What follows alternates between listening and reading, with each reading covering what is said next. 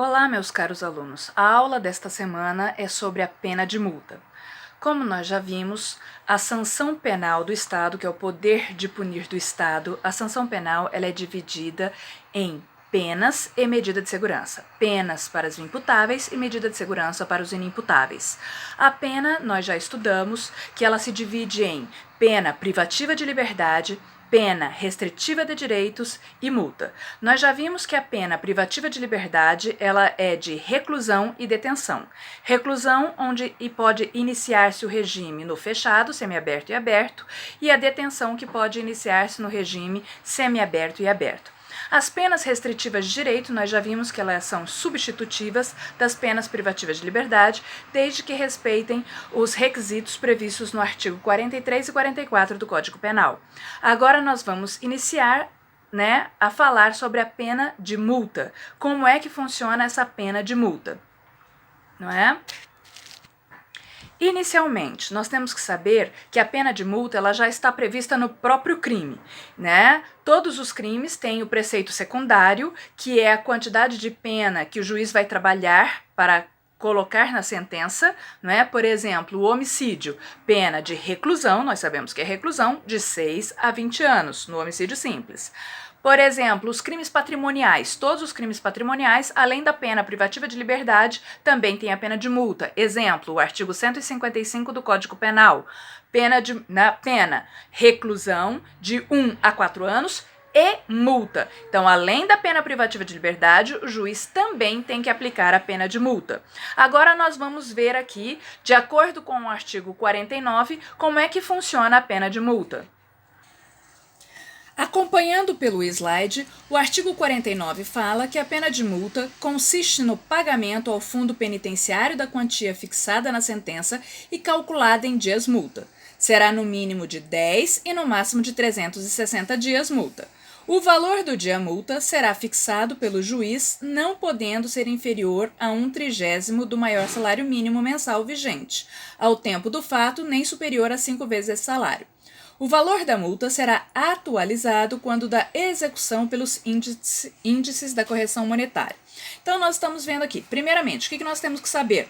O pagamento. Para onde vai este valor que vai ser pago? Para o Fundo Penitenciário Nacional, que é uma conta que o Estado tem para receber esses valores, não é? Como que essa multa é calculada? Em dias multa, ou seja, em dias e valores. Né? Os dias, em dias e valores. Os dias, o mínimo são 10 dias e o máximo 360. O juiz não pode estipular menos de 10 nem mais do que 360 dias. E como é que é calculado este valor? Pelo salário mínimo, pelo índice do salário mínimo. E o mínimo é 1/30 do salário mínimo e o máximo só pode ser 5 vezes o salário mínimo. Então, vamos supor que o juiz ele tenha que calcular esta pena de multa. Então, primeiro ele vai escolher os dias, entre 10 e 360, e depois ele vai escolher o valor do salário mínimo, entre 1/30 deste valor até 5 vezes este valor, sempre respeitando a situação econômica do réu. Tá? Então, por exemplo, aqui, vamos supor que o juiz escolheu 10 dias multa, que é o mínimo, e a razão de um salário mínimo, não é? Aí, o salário mínimo, nós sabemos que é de R$ 1.045. Então, ele vai ter que pagar R$ 1.045 por 10 dias. Ou seja, qual é o total do valor da multa? R$ 10.450. Outro exemplo. Vamos supor que o juiz estipula o mínimo 10 dias multa, não é? A razão de 1/30 do salário mínimo. Então, R$ 1.045 dividido por 30 dá aqui R$ 34,83. Então, eu sei que ele tem que pagar este valor aqui por 10 dias. Então, o valor da multa total é de R$ 348,30. Agora, como que funciona este pagamento? O artigo 50 diz: a multa deve ser paga dentro de 10 dias depois de transitada em julgado a sentença, a requerimento do condenado e, conforme as circunstâncias, o juiz pode permitir que o pagamento se realize em parcelas mensais. A cobrança da multa pode efetuar-se mediante desconto no vencimento do salário do condenado, quando aplicada isoladamente, aplicada cumulativamente com pena restritiva de direitos, concedida a suspensão condicional da pena. O desconto não deve incidir sobre os recursos indispensáveis ao sustento do condenado e de sua família. Então vamos lá.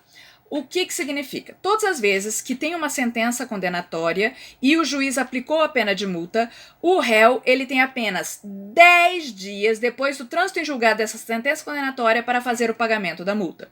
Se ele não conseguir pagar o valor integral, o juiz pode fazer o parcelamento. Não é? E aí ele vai pagar por mês, pode parcelar aí em até 10 vezes ou 12 vezes, e ele vai pagar aquele valor por mês, não é? Este valor pode ser descontado direto na folha de pagamento, ou seja, no seu salário. Quando que pode ser descontado direto em folha? Quando a multa for aplicada de forma isolada, ou seja, é a pena, só existe a pena de multa, não existe pena privativa de liberdade, somente a pena de multa, ou quando a pena de multa foi aplicada junto com uma pena restritiva de direitos, ou quando a pena de multa foi aplicada junto com um sursis, tá? Agora, o juiz ele tem que averiguar o seguinte: a pena de multa não pode incidir sobre o sustento da família. Então, o juiz vai pegar o salário do acusado, vai ver, né, o que ele paga de aluguel, escola, alimentação, ou seja, as necessidades básicas, remédios, né, e o valor da multa não pode, né, ultrapassar isso. Ou seja, ele não pode, né, ficar com o salário referente ao sustento familiar. A multa, ela também pode ser convertida ou suspensa, não é? Ela é convertida quando ela não é paga e ela é suspensa quando advém uma doença mental ao acusado. Então vamos ver o que o artigo fala sobre isso. O artigo 51 fala: transitada em julgado a sentença condenatória, a multa será considerada dívida de valor, aplicando-se-lhes as normas da legislação relativa à dívida ativa da Fazenda Pública, inclusive no que concerne às causas interruptivas e suspensivas da prescrição. É suspensa a execução da pena de multa se sobrevém ao condenado doença mental. Então vamos lá. No caso, o juiz estipulou a pena privativa de liberdade e a pena de multa, como nós vimos nos crimes patrimoniais, não é?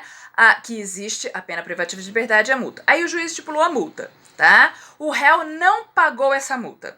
Não pagou, nem sequer pediu o parcelamento, ou pedindo o parcelamento, ele não pagou as parcelas. Então, o que acontece com essa pena de multa? Tá? Quando a pena de multa não é paga, aí ela se transforma em dívida ativa do Estado, tá certo? O réu não vai ser preso porque não pagou a pena de multa. A pena de multa, ela não converte-se em prisão, ela converte-se em dívida ativa do Estado. A partir do momento que o réu não paga a multa, vira dívida ativa do Estado e o Estado é que tem que cobrar isso do acusado futuramente.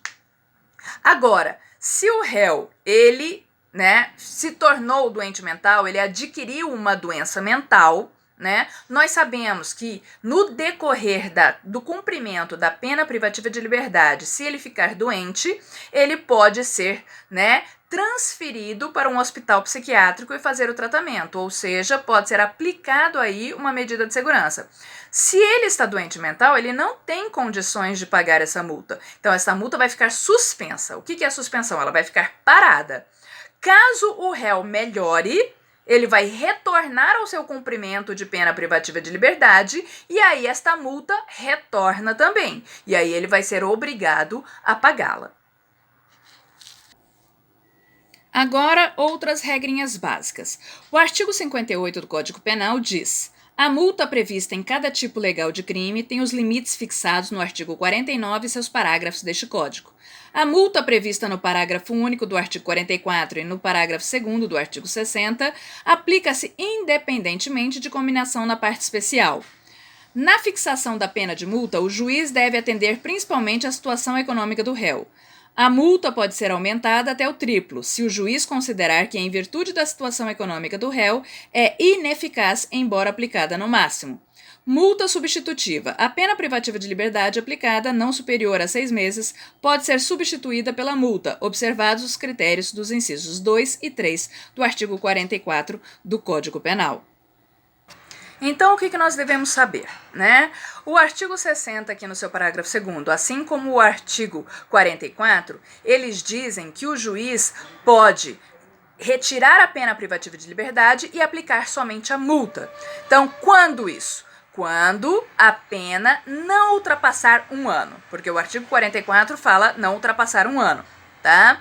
Então, independente se isso está previsto no crime. Então, como nós vimos, tá?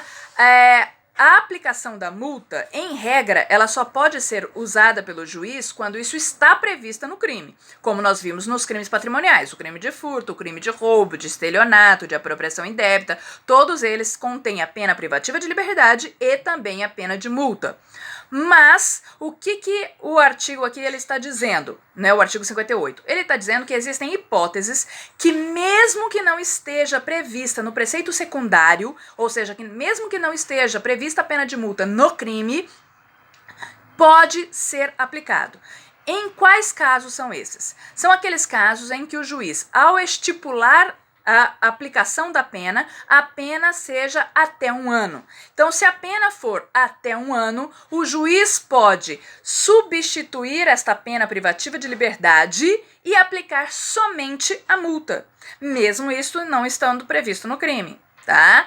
Então, por exemplo, nós temos aí o crime de lesão, por exemplo, lesão corporal culposa ou até mesmo homicídio culposo. O homicídio culposo, no artigo 121, parágrafo 3º do Código Penal, a pena é de 1 a 3 anos. Então, vamos supor, se o réu sendo primário de bons antecedentes, o juiz aplicar 1 ano.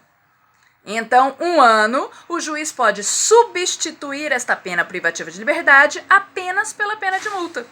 E a pena de multa não está prevista no homicídio, né? Mas existe essa possibilidade que o artigo 58 trouxe, tá? Então, todas as vezes que a pena privativa de liberdade ela for até 1 ano, o juiz pode retirar essa pena privativa de liberdade e substituir apenas por uma multa, tá? Nós vimos também o seguinte, que a pena de multa ela tem que ser aplicada de acordo com a situação econômica do réu. Tá? Então, nós vimos que pode ser de 1 a 30avos do salário mínimo até 5 vezes o salário mínimo. Isso tem que ser de acordo com a situação econômica do réu, tá? Sem interferir no sustento familiar. Mas e quando o réu for muito rico? E o juiz aplicar aí, por exemplo, 360 dias, 5 vezes o salário mínimo, por 360 dias. E isso não for o suficiente para punir o acusado. Então, o juiz pode pegar o valor final e triplicar, ou seja, aumentar 3 vezes mais.